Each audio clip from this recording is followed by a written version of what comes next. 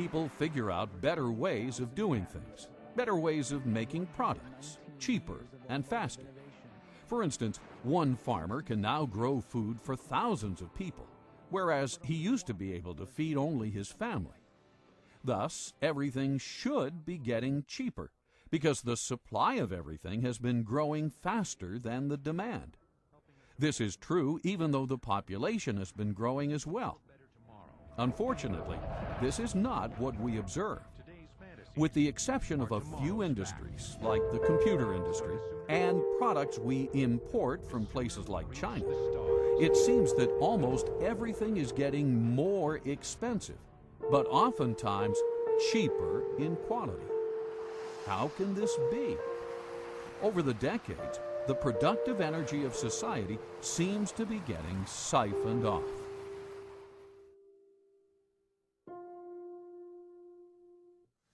Well, it's hard to predict, but I certainly think it's possible, because I think the financial bubble worldwide is something that we have never experienced before.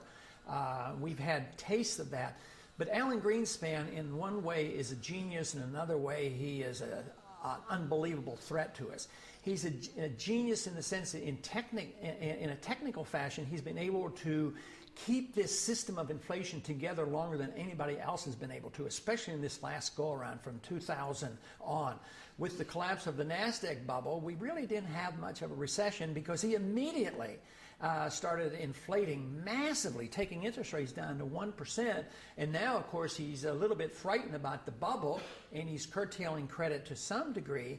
But the dollar has become the gold of the world.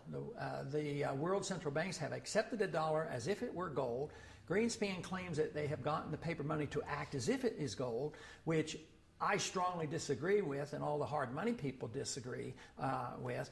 But I believe he's been capable of creating this huge financial bubble, and the world has not yet seen what may come of this. So I suspect that depending on when it comes and what we do, it could very well end up into a much worse situation than the Great Depression.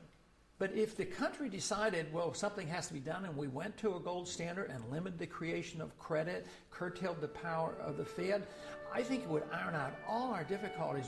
When Argentina periodically would just quit inflating and maybe tie their currency to even the dollar, price inflation went like from hundreds of percent per year down to 2% or 3%. So it's rather rapid. So you would see an immediate benefit. You would iron out the severe swings in the business cycle.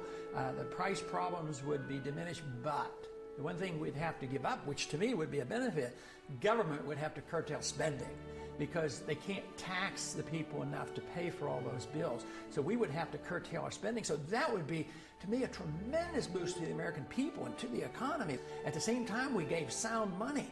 I mean, this would be fantastic. Within months, there would be some people who would suffer from the adjustment period, but it might be the people who have benefited so much over these years. But the average person, the poor person, the jobs would become available. So it would not take a long, long time. What would take a long time is if we refuse to consider it, and the problems get worse, and we have a severe recession or depression and huge inflation, and we do all the wrong things. That is what we should work so hard against. We must get rid of the fiat money system. How do you do that? Well, the first step, of course, the big step, the biggest imaginable step, is for people to realize that they even have one. I mean, how many people walking up and down the streets that go into the polls each year and elect their leaders, how many people know that we have a fiat money system? How are we going to change that unless we have an understanding, an educational foundation at the electoral level? So this is where we have to start. Because so many people in the U.S. are now semi-illiterate, thanks to the government-sponsored public school system, it may be possible to stimulate a discussion on the Federal Reserve only through films and TV shows. In many ways, film has replaced the written word for the masses. What is the Federal Reserve System? It's where they generate the money, and they keep the money, I think. Federal Reserve System is a banking structure owned by the banks and run by the government. No, I don't know much about this. Okay, thank you. It's a system of balancing the flow of currency throughout the United States so that as banks need to have liquidity, they have it, and as they need to tighten up money, they tighten it up. Similar to what you had said earlier about having the reserves for when we go in a crisis or something, and you need to have that actual backing, not just the dollar currency, because paper is paper, and if you don't have that gold or silver behind it, then it's just going to be paper. It was established in, if I guessed, I'm not sure, 1913 perhaps, to establish stability in the American financial system.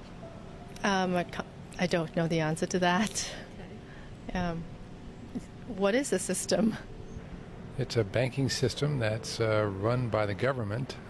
It's almost like a fourth branch, but it's run by the government, and it's guaranteeing that banks will remain stable. And if they're not stable, they'll take it over. A way of backing up the money. I don't know. Yeah. And what is the Federal Reserve System? Well, do you want Andrew Jackson's opinion of the Federal Reserve System or what? Your opinion. I liked his. It's a bunch of organized crooks. Wow.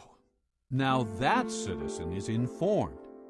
Too bad everyone is not as aware of how far we have strayed from our founding principles.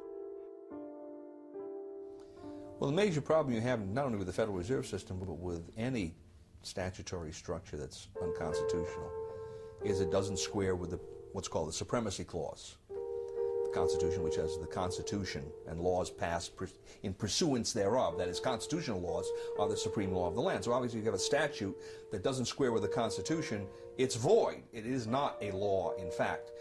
So the question then arises, well, how does that square with the oath of office of representatives, senators, judges? And the answer is it doesn't. That when they come face to face with a statute that is in contradiction of the Constitution, they are to treat the Constitution as the supreme law and treat that statute as void. So that's number one. Here we have a system, the Federal Reserve System, that has all of these constitutional problems, and everyone is essentially looking in the opposite direction. So that doesn't square with the oath of office.